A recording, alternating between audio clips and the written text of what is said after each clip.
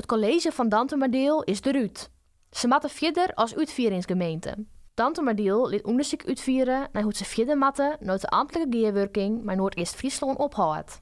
Het betekent dat Dantemardeel het meeste werk zelfs doet, maar complexe zaken te gerren met andere gemeenten oplost.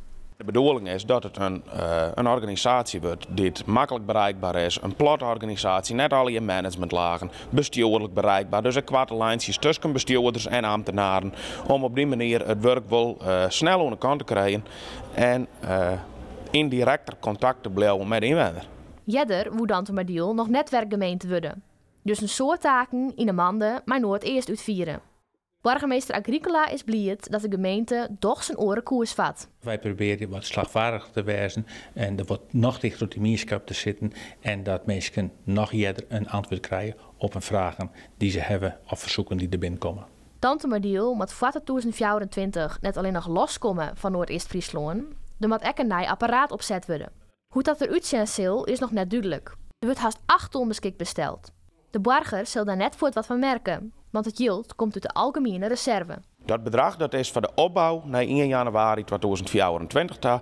En daarna dan hebben we gewoon het bedrag wat we nu ook betalen aan de gemeente Noord-East-Friesland. Die hebben we tot dus beschikking om die uitvoering dan te doen. Want we moeten nou natuurlijk ook gewoon betalen. Het gaat voor Dantemardeel nou om een lidse 15 miljoen.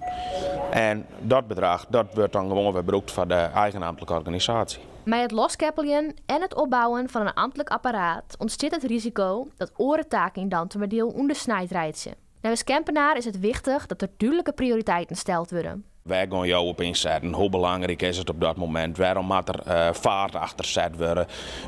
Hoe direct reikt het de burger?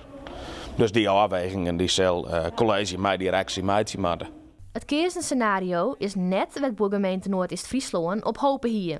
Zij hier een leven zien dat er meer geerwerken worden zoeken.